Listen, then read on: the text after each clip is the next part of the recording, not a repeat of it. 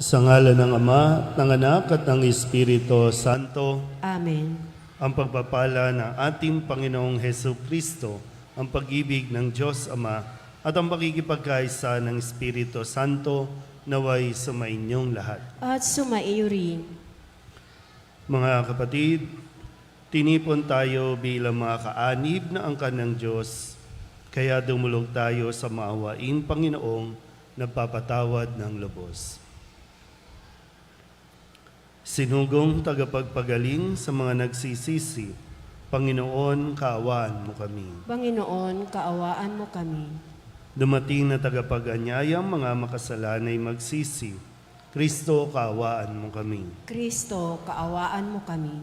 Nakaluklok ka sa kanan ng Diyos Ama para ipamagitan kami. Panginoon, kaawaan mo kami. Panginoon, kaawaan mo kami. Kaawaan tayo na makapangyarihang Diyos, patawarin tayo sa ating mga kasalanan at patnubayan tayo sa buhay na walang hanggan. Amen. Manalangin tayo. Ama naming makapangyarihan, manatili kang kapiling ng iyong sambayanan na iyong laging kinahabagan at pinagbibigyan upang ang itinampok ng iyong pamumuno at pagsubaybay ay muli mong ikalugod at panatilihin mong kinalulugdan sa pamamagitan ni Jesucristo kasama ng Espiritu Santo magpasawalang hanggan. Amen. Maupo po ang lahat.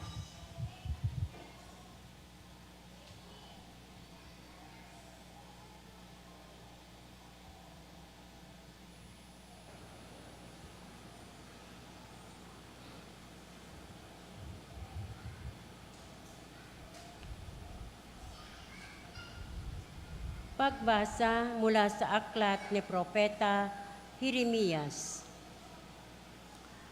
Nang taon din iyon, ng ikalimang buwan, ng ikaapat na taon, ng paghahari ni Sidikiyas sa Huda.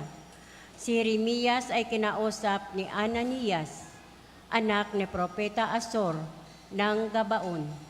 Sila nooy nasa patio ng templo, sa harapan ng mga saserdote at ng mga tao. Ang sabi ni Ananias, ito ang sabi ng Panginoon, ang Diyos ng Israel. Winakasan ko na ang kapangyarihan ng hari sa Babylonia. Sa loob ng 2 taon ay ibabalik ko sa templong ito ang lahat ng kagamitan na kinuha ni Haring Nabucodonosor at dinala sa Babylonia. Ibabalik ko rin dito si Jeconias, anak ni Haring Joakim ng Huda, at ng lahat ng bihag ng taga-Huda na dinala sa Babylonia. Aalisin ko na kayo sa ilalim ng kapangyarihan ng Babylonia. Sinabi naman ni Propeta Jeremias kay Propeta Ananias, nang naririnig ng mga saserdote ang lahat ng naroon sa patio ng templo. Amen. Ganyan sana ang gawin ng Panginoon. Magkatotoo nawa ang ipinahayag mo. Mapabalik sana rito mula sa Babylonia ang lahat ng kagamitan ng templo at ng lahat ng dinala noong bihag. Ngunit pakinggan ninyo ang sasabihin ko sa inyong lahat. Ang mga propetang nauna sa atin ay nagpahayag na magkaroon ng digmaan, tagutom at salot sa maraming bansa at tanyag na mga kaharian. Kung magkatotoo ang pahayag ng isang propeta, naiiral ng kapayapaan, saka lamang natin nalalaman ang Panginoon nga ang nagsugo sa kanya. Pagkarinig niyon, kinuha ni Propeta Ananias ang pamatok na nasa batok ni Jeremias at binali. Pagkatapos, sinabi niya sa lahat ng naroroon, sinabi ng Panginoon na ganito ang gagawin niya sa mga pamatok na inilagay ni Haring Nabucodonosor sa lahat ng bansa. At ito'y gagawin niya sa loob ng 2 taon. At umalis si Propeta Jeremias. Pagkalipas ng kaunting panahon mula nang baliin ni Propeta Ananias ang pamatok ni Propeta Jeremias, kinausap ng Panginoon si Jeremias, "Pumunta ka kay Ananias at sabihin mo, nawasak mo nga ang pamatok na kahoy, ngunit papalitan ko ng bakal. Lalagyan ko ng pamatok na bakal ang lahat ng bansa.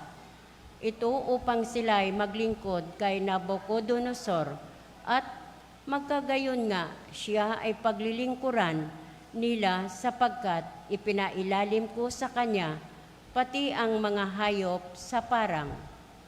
At sinabi pa ni Propeta Jeremias, "Ananias, hindi ka sinugo ng Panginoon at pinawalaan mo sa isang kabulaanan ng mga taong ito, kaya't ang sabi ng Panginoon, ikaw ay mawawala sa daigdig na ito.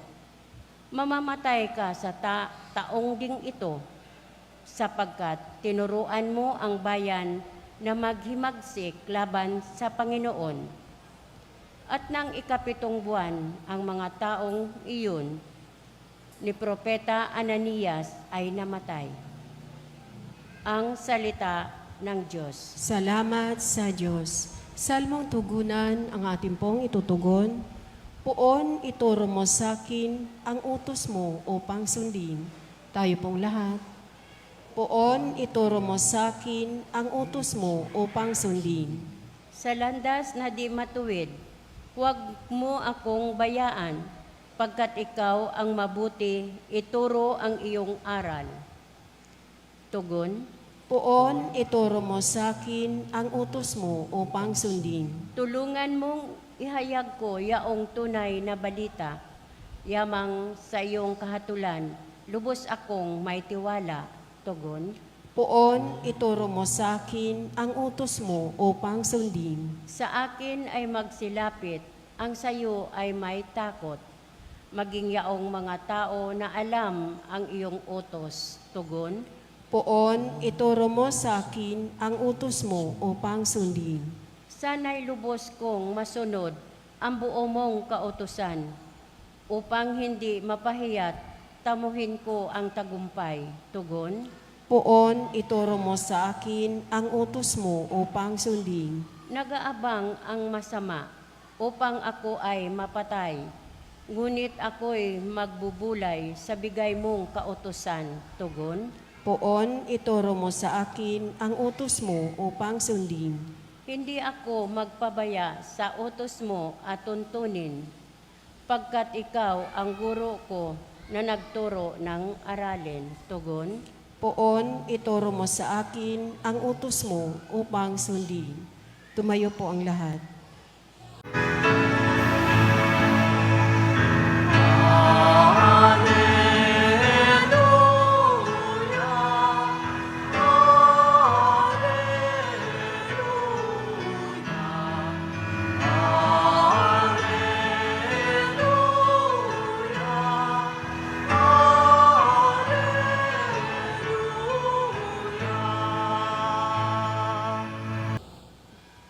Sumainyo ang Panginoon. At sumaiyo rin. Ang mabuting balita ng Panginoon ayon kay San Mateo. Papuri sa iyo, Panginoon.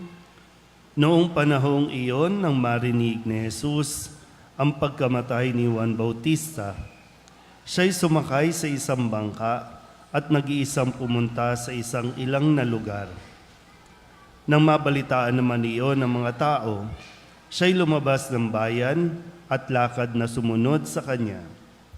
Paglunsad ni Jesus sa dalampasigan, nakita niya ang napakaraming taong yaon. Nahabag siya sa kanila at pinagaling niya ang mga may sakit na dala nila. Nang dapit hapon ay lumapit sa kanya ang mga alagad. Sinabi nila, "Ilang ang pook na ito at malapit nang lumubog ang araw. Papuntahin na po ninyo sa mga nayon ang mga tao upang makabili ng kanilang makakain." Hindi na sila kailangang umalis pa, sabi ni Jesus. Kayo ang magbibigay sa kanila ng makakain.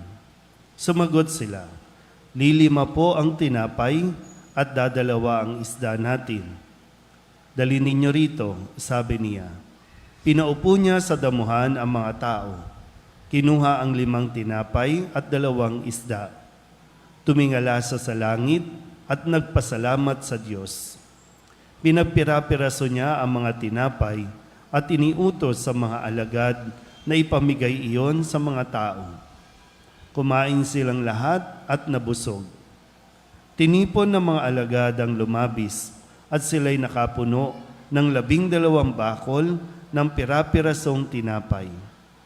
May 5,000 lalaki ang kumain bukod pa sa mga babae at mga bata.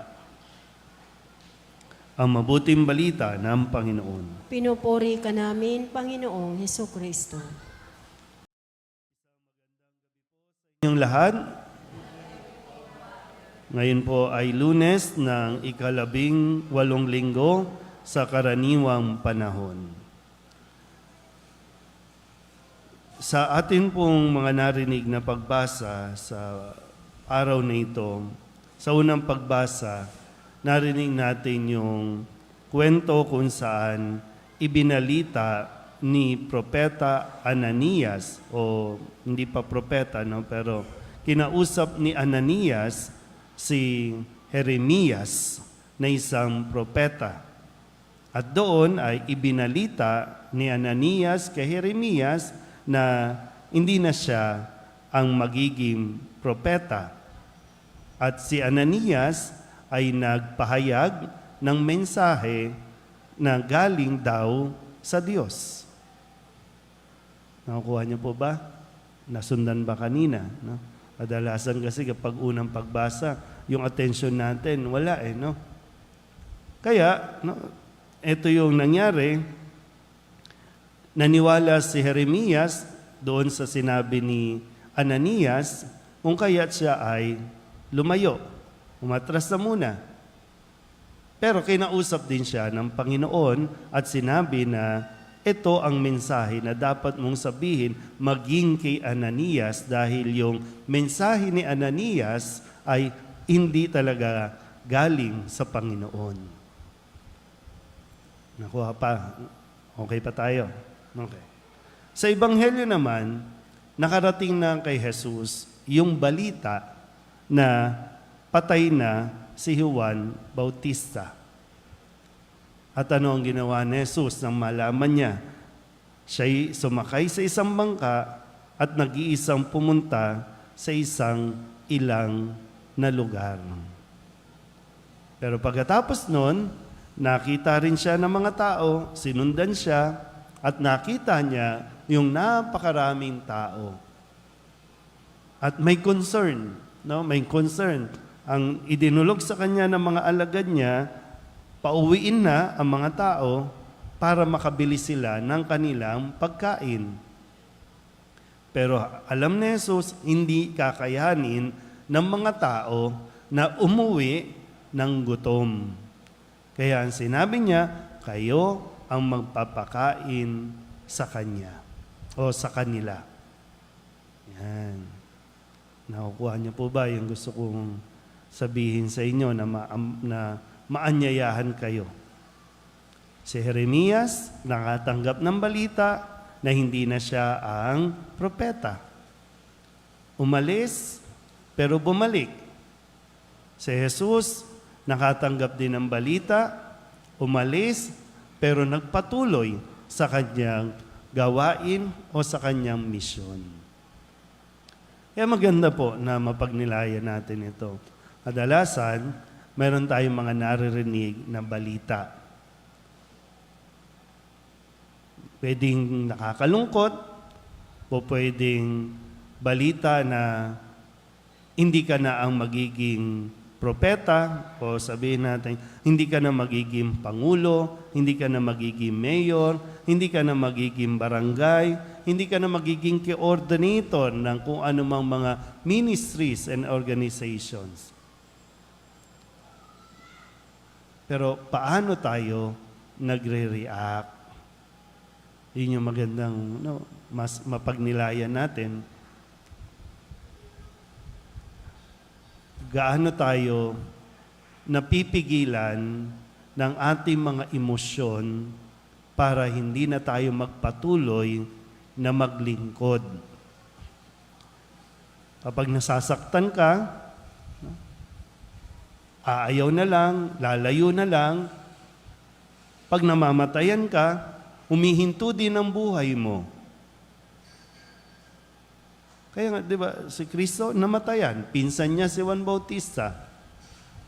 Pero hindi inalis. Tandaan niyo po ito, no?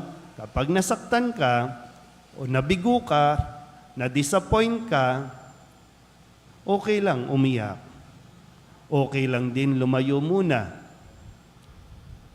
Pero, bumalik ka. Ikaw mismo. Kasi mas malaki dapat, no? Mas malaki dapat yung control mo sa iyong emosyon kaysa yung emosyon ang kumontrol sa iyo. Kasi di ba, pag yung iba, no, na mga kwento natin, pag nalaman mo na may sakit ka, wala na. Bagsak na ang buong buhay mo. Parang gumuho na ang mundo mo.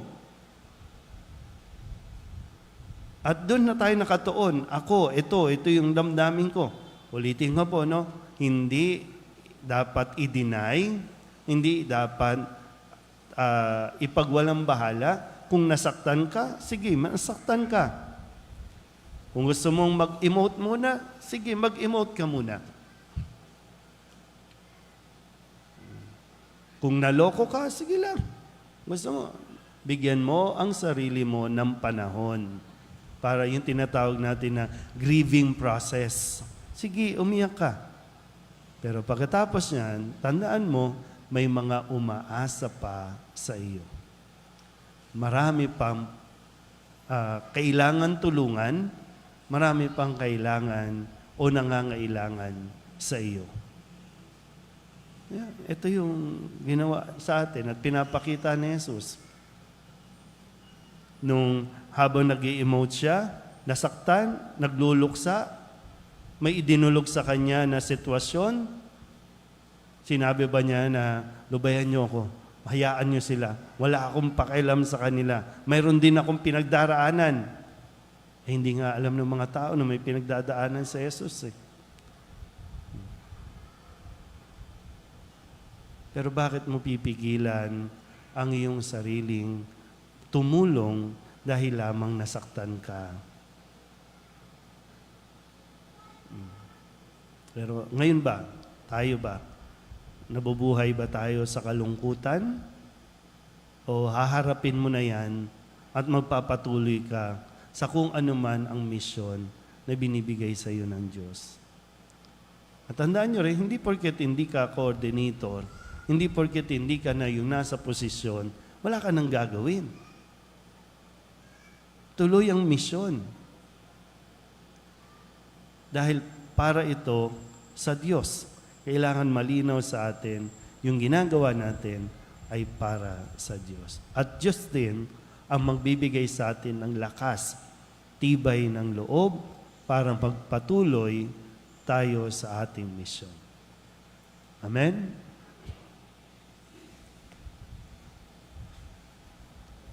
Tumayo ang lahat. Natitipon tulad ng napakaraming tao sa Ebanghelyo na nagugutom sa salita ng Diyos. Manalangin tayo na may pananalig sa ating Amang nasa langit na hindi nagpapabaya sa kanyang bayan sa kanilang pangangailangan. Ang ating pong itutugon, Ikaw ang aming tinapay, O Panginoon. Ikaw ang aming tinapay, O Panginoon.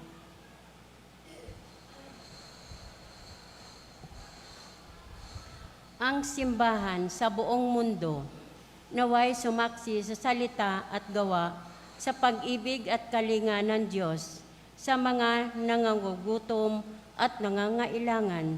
Manalangin tayo sa Panginoon. Ikaw ang aming tinapay, O Panginoon. Ang mga leader ng mga bansa na may pinanghahawakan matatayog na posisyon at malawak na kapangyarihan, naway tumulong na maipamahagi ang kayamanan ng daigdig upang sa gayon wala ni isang bansa ang malagay sa panganib ng pagkagutom. Manalangin tayo sa Panginoon. Ikaw ang aming tinapay, O Panginoon. Bilang isang komunidad, tayo naway maging mga kapwa na babad sa pananalangin at maging laging handa sa pagbibigay ng ating panahon at karunungan sa pagtulong sa mga naghahanap ng kahulugan sa buhay. Manalangin tayo sa Panginoon. Ikaw ang aming tinapay, O Panginoon. Ang mga may sakit at mga nagdurusa, naway makaranas ng nananatiling pag-ibig ng Diyos. Manalangin tayo sa Panginoon. Ikaw ang aming tinapay, O Panginoon. Ang mga tapat na yumao, naway masiyahan ng walang maliw, sa walang hanggang hapag sa kalangitan. Manalangin tayo sa Panginoon. Ikaw ang aming tinapay, O Panginoon. Idulog din natin sa Panginoon ang ating mga personal na kahilingan, mga panalangin para sa ating mga pamilya. Kasama din ang mga kahilingan ng mga nanonood sa online. Lahat ng mga misang pasasalamat, espesyal na intensyon, agarang paggaling ng mga may sakit, at ang lahat ng mga kaluluwa na inihiling na ipagdasal sa misang ito.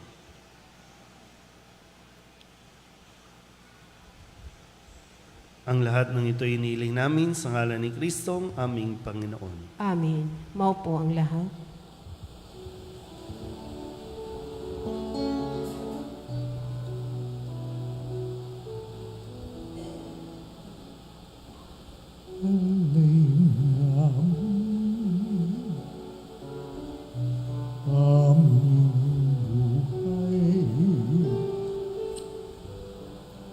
Bawat galat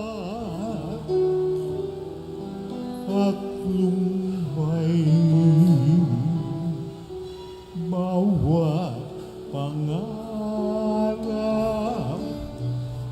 naming taglay sa palad mo ilalagay. Tumayo ang lahat.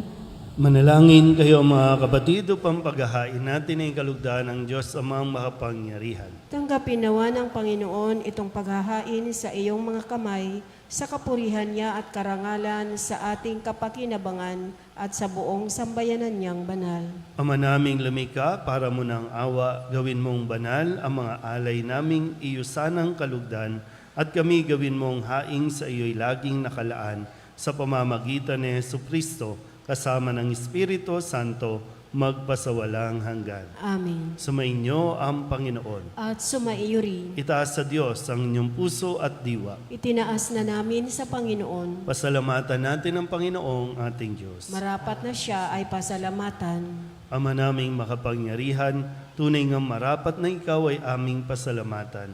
Ikinalugod mong likain ang sanlibutan na iyong pinagbabago at idinarangal sa pamamagitan ng iyong anak na kinalulugdan. Kaya't utang na loob ng iyong mga itinatangi at ng mga banal na kapiling mong lagi ang iyong paggiliw at pagkakandili. Kaya kaysa ng mga anghel na nagsisiawin ng papuri sa iyo nang walang humpay sa kalangitan, kami nagbubunyi sa iyong kadakilaan.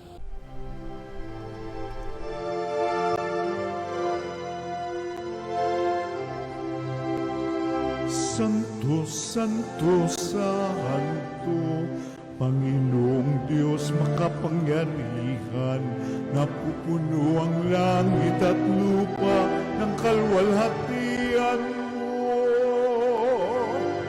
Hosana sa kaitaasan,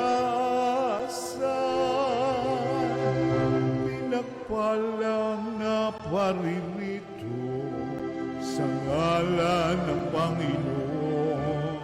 Hosana sa kaitaasan.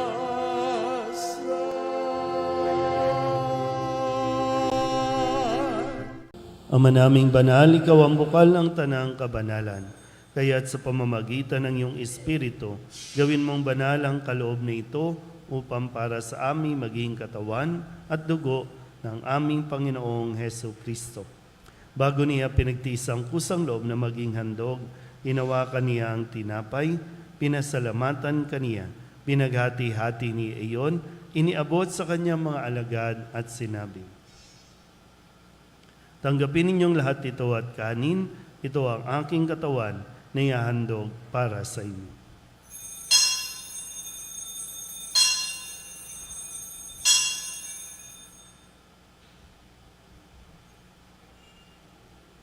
Gayun din naman ang matapos ang hapunan, hinawakan niya ang kalis, muli kaniyang pinasalamatan. Iniabot niya ang kalis sa kanyang mga alagad at sinabi,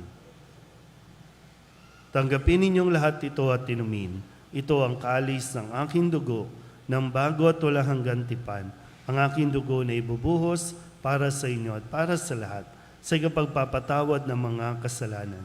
Gawin ninyo ito sa pag-alaala sa akin."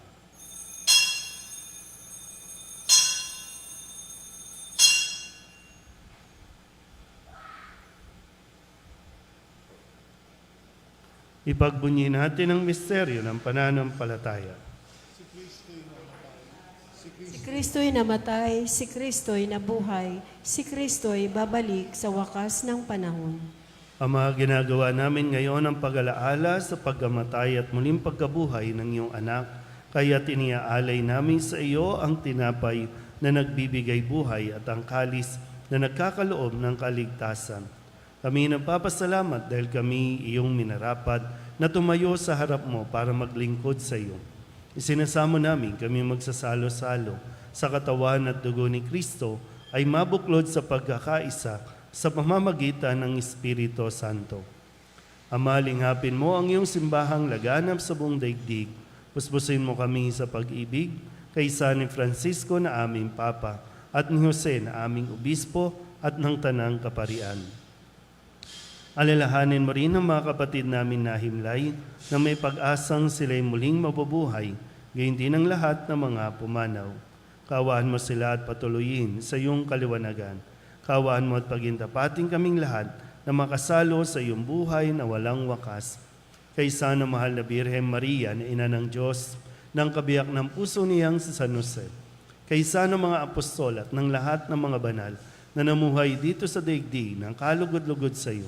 May pagdiwang nawa namin ang pagpupuri sa ikararangal mo sa pamamagitan ng iyong anak na aming Panginoong Hesus Kristo. Sa pamamagitan ni Kristo, kasama niya at sa Kanya, ang lahat ng parangal at papuri ay sa iyo, Diyos amang makapangyarihan, kasama ng Espiritu Santo, magpasawalang hanggan. Amen. Amen. Amen.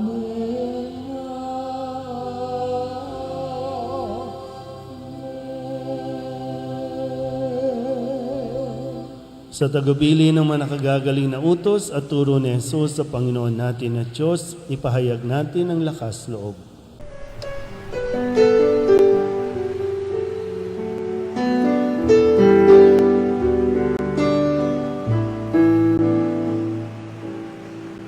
Ama namin, sumasalangit ka, sambahin ang ngalan mo, mapasamin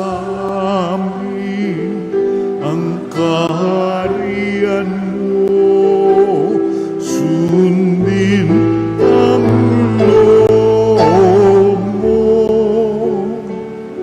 dito sa lupa para ng sa langit. Bigyan mo po kami ngayon ng aming kakanin sa araw-araw at patawarin mo kami sa aming mga sala para ng pagpapatawan namin sa sa nagkakasala sa amin. At huwag mo kaming ipagdulot sa tukso, at yadya mo kami sa lahat ng masama. Hinihiling namin kami iadya sa lahat ng masama, pagkalooban ng kapayapaan araw-araw, iligtas sa kasalanan at ilayo sa lahat ng kapahamakan, samantalang aming pinananabikan ang dakilang araw ng pagpapahayag ng tagapagligtas naming sa Yesu Kristo. Sapagkat iyo ang kaharian at ang kapangyarihan at ang kapurihan magpakailanman. Amen. Panginoong Hesu Kristo, sinabi mo sa iyong mga apostol, kapayapaan ang iniiwan ko sa inyo, ang aking kapayapaan ang binibigay ko sa inyo. Tunghayan mo ang aming pananampalataya at huwag ang aming mga pagkakasala. Pagkalooban mo kami ng kapayapaan at pagkakaisa ayon sa iyong kalooban, kasama ng Espiritu Santo, magpasawalang hanggan. Amen. Ang kapayapaan ng Panginoon ay laging sumainyo. At sumaiyo rin. Magbigayan po tayo ng kapayapaan sa isa't isa.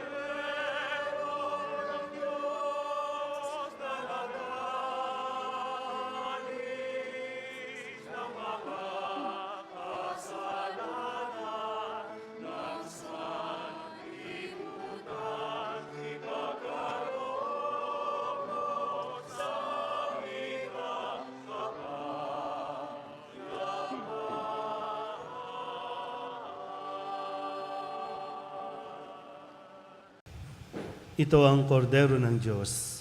Ito ang nag-aalis ng kasalanan ng sanlibutan. Mapalad ang mga inaanyayahan sa kanyang piging. Panginoon, hindi ako karapat-dapat na magpatuloy sa iyo, ngunit sa isang salita mo lamang ay gagaling na ako.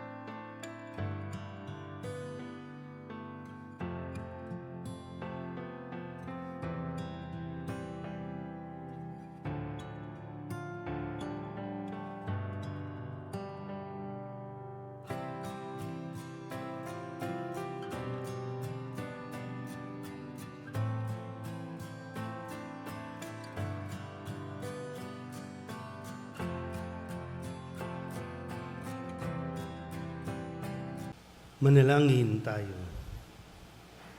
Ama naming mapagmahal, kaming pinapagsalo mo sa banal na pakikinabang ay iyong tuwangan sa ginagawa namin sa araw-araw upang kaming hindi mo pinagkakaitan ng pagsubaybay ay gawin mong maging marapat sa lubos na kaligtasan sa pamamagitan ni Jesu Kristo kasama ng Espiritu Santo magpasawalang hanggan. Amen. Sumainyo ang Panginoon. At sumaiyo rin. At pagpalain kayo ng makapangyarihang Diyos, Ama at Anak, Espiritu Santo. Amen. Tapos sa banal na misa, umayo tayo sa kapayapaan ni Kristo. Salamat sa Diyos. Magandang gabi po. Good evening, Father.